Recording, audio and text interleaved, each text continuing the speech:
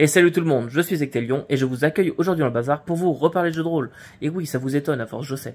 Donc aujourd'hui dans le bazar, on va déballer. Et on va déballer quoi? On va déballer Zweihander. Zweihander dans sa version boîte, une boîte parue en financement participatif il y a quelques temps, en mois de février 2022 je crois. Et donc je l'ai reçu aujourd'hui. C'est une boîte de découverte du jeu Zweihander, jeu qui va vous permettre d'émuler un petit peu cette ambiance Warhammer si vous préférez, sans le vieux monde. En fait c'est Warhammer sans le vieux monde, mais que vous allez retrouver un peu les mêmes principes, donc Grim and Perious et ce genre de choses. Et donc aujourd'hui, eh bien, on va voir un peu ce qu'il y a dans la boîte. J'en profite en même temps pour vous rappeler qu'en ce moment, il y a le financement de la VF, donc pas de la boîte, mais du jeu complet. Donc le jeu chez Achilleos. Achilleos, on sait qu'ils font de la qualité. Ce sont ceux qui vous ont amené DCC en français.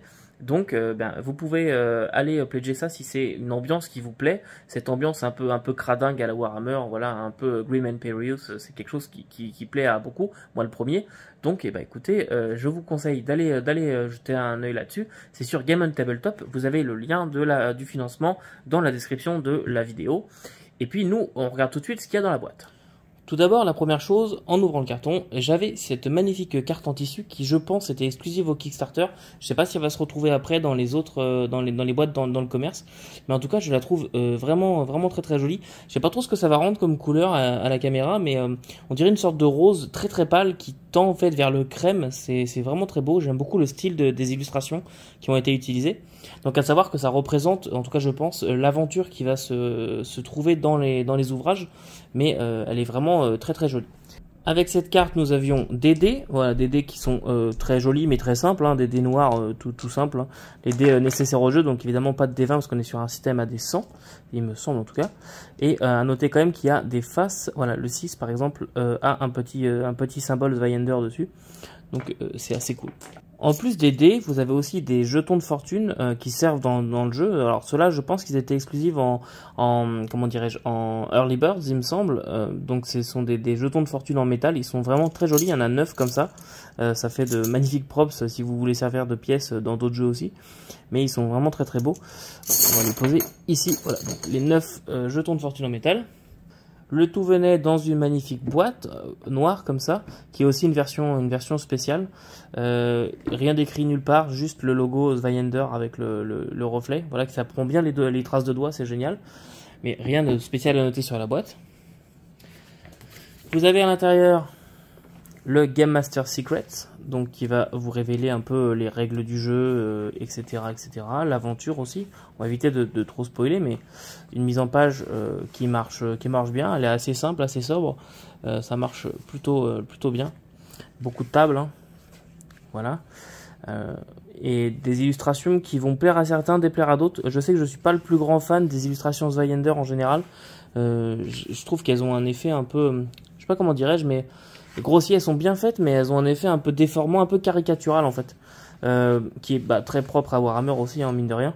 Je trouve que c'est assez bien rendu dans le thème, mais elles sont bien faites, elles sont vraiment jolies. C'est juste un style qui me plaît un peu moins, et pourtant j'adore les comment dirais-je, les illustrations en noir et blanc.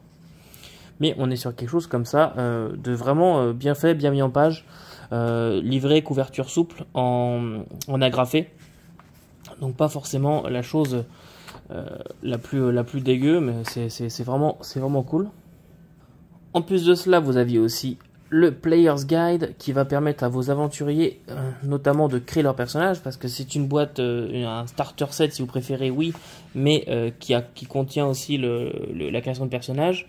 Donc là on va vraiment vous expliquer un peu les règles de création et de jouer son personnage, bref. Un livre du joueur, tout ce qu'il y a de plus classique. On retrouve le même genre de mise en page. On vous explique les dés de fortune, les jetons de fortune, les points de fortune, pardon, les dés d'assistance, etc. Toujours les mêmes genres d'illustrations, mais on est sur pas mal la même chose au niveau mise en page et tout que sur le Game Master Guide. Donc là-dessus, ça nous change pas trop. Voilà. Mais on retrouvait aussi un écran dans cette boîte-là, un écran souple, cartonné, assez costaud quand même, mais en 4 volets, avec une très jolie fresque, très jolie illustration. Voilà, il est vraiment grand pour le coup, 4 volets. On a presque oublié ce que ça faisait d'avoir un grand écran. Et de l'autre côté, donc toutes les tables qui pourraient être utiles. Rappel, je sais pas encore, j'ai pas trop regardé encore, donc je sais pas exactement encore ce que ça vaut comme écran. Je vous dirai ça évidemment quand on en parlera plus en avant. Un petit peu de pub, je vous montre pas l'autre côté parce que c'est un code à débloquer. Peut-être que je ferai gagner d'ailleurs ce code parce que c'est pour Roll20 pour le débloquer Zweihander sur Roll20. Je sais pas si j'ai le droit de le faire gagner, mais je le ferai peut-être gagner parce que je n'utilise pas Roll20, je ne compte pas l'utiliser. Un autre Player's Guide, j'ai pas compris. J'ai pas compris pourquoi j'en avais deux. Est-ce que c'est une erreur ou j'en sais rien, mais il y en a deux. Bon bah très bien. Ensuite, alors là, on va avoir beaucoup de cartes. Je vais essayer de vous montrer côté joueur, parce que sinon ça risque de spoiler. Voilà, par exemple, on a beaucoup de cartes qui vont représenter les cartes de l'aventure. Beaucoup de cartes de ce genre-là. Alors, elles sont quadrillées et tout, mais oubliez, hein, c'est pas des cartes où vous pouvez poser des figurines dessus. C'est vraiment trop petit. C'est plus pour vous aider à vous représenter les lieux qu'autre chose. Voilà. On a plein de cartes comme ça, donc c'est toutes les cartes de l'aventure, on a vraiment un paquet.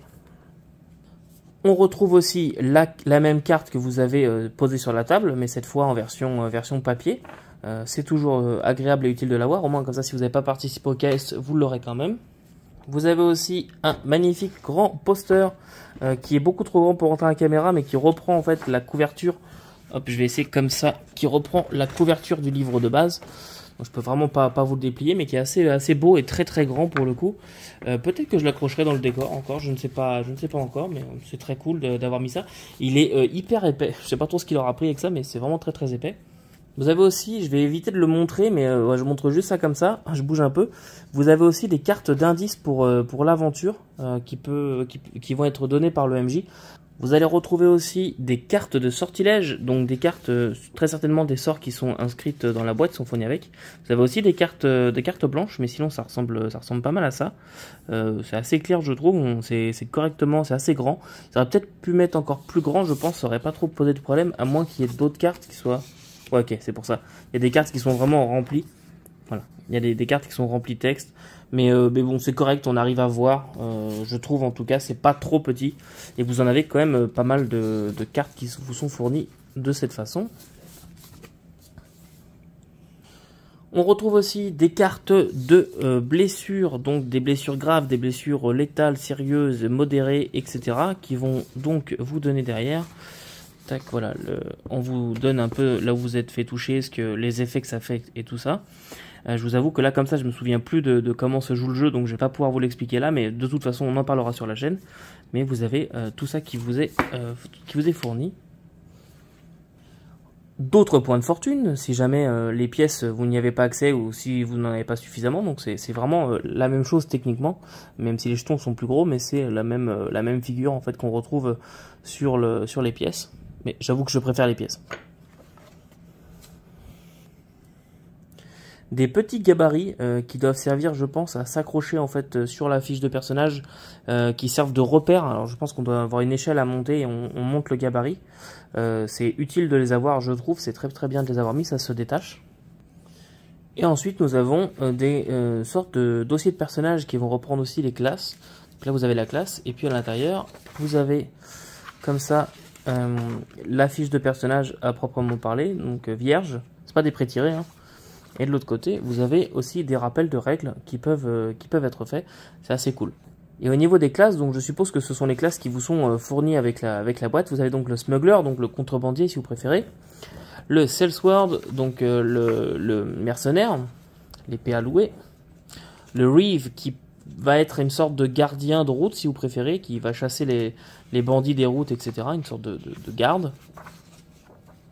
Le pugiliste. Le jester, donc l'amuseur. L'investigateur, toujours très compliqué de défaire les feuilles. Le gambler, donc le joueur. Le chosen, donc le choisi, le prêtre, je suppose, l'élu des dieux, quelque chose comme ça. Le charlatan. Est-ce qu'il y a besoin de vous le traduire ou de vous le préciser ce que c'est? Je ne sais pas. Ensuite, nous avons le Bravo. Donc le Bravo, ça va être un combattant qui va se battre de façon plus agile, plus gracieuse, plus flamboyante, on pourrait dire aussi, qui va baser beaucoup son style sur l'agilité. On va sauter sur une table, se battre à la rapière, ce genre de choses, faire des actions un petit peu d'éclat comme ça et pas juste se battre de façon classique. Hop, voilà. Ensuite, le Barber Surgeon, donc le barbier chirurgien, que vous connaissez peut-être dans d'autres jeux. Le Bounty Hunter, donc le chasseur de primes. L'illustration parle d'elle-même, je pense. Hein. Voilà. Et voilà, je sais pas. Latéraliste, donc je sais pas exactement ce que c'est. L'éthéréaliste. Je sais pas si c'est une sorte de magicien ou quelque chose comme ça. Peut-être. C'est vrai qu'il n'y a pas eu de classe de magie pour l'instant. Je regarde rapidement. Nanana. Oui, c'est ça. Put your magic into the spotlight. Donc oui, c'est une sorte de magicien. Et voilà qui conclut notre boîte de Zweihander. Voilà, on se retrouve après le déballage. Je sais pas trop ce que vous en avez pensé. Moi, je trouve que cette boîte, elle est extrêmement bien remplie. Il y a beaucoup de choses, de matériel à votre disposition. Je pense beaucoup de choses pour vous aider aussi. Il y a des rappels un peu partout, etc. On l'a vu. Déjà, il y a le double Player's Handbook. Alors, je sais pas si c'est normal d'en avoir deux, mais en tout cas, on en a deux, ce qui nous permettra potentiellement d'en donner autour de la table pour les joueurs, ou de se le partager pour la création de personnages, etc.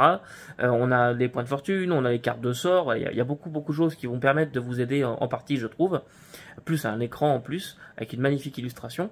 Donc, bah écoutez, moi je trouve que cette boîte, elle est extrêmement bien remplie.